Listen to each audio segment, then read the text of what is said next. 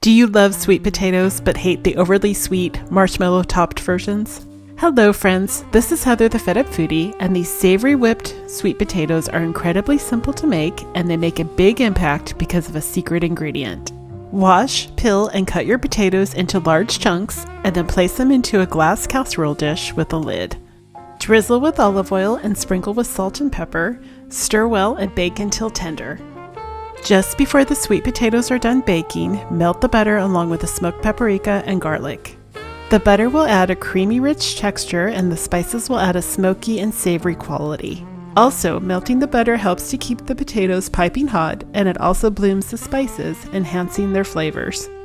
The secret to making this recipe out of this world delicious is adding in finely grated Pecorino Romano. The addition of it adds rich and salty undertones that is a delicious contrast to the sweetness of the potatoes. Using a hand mixer, whip the potatoes until mostly broken, add the cheese, and continue whipping until desired consistency is achieved. This side dish is amazing for holiday dinners or special family get-togethers.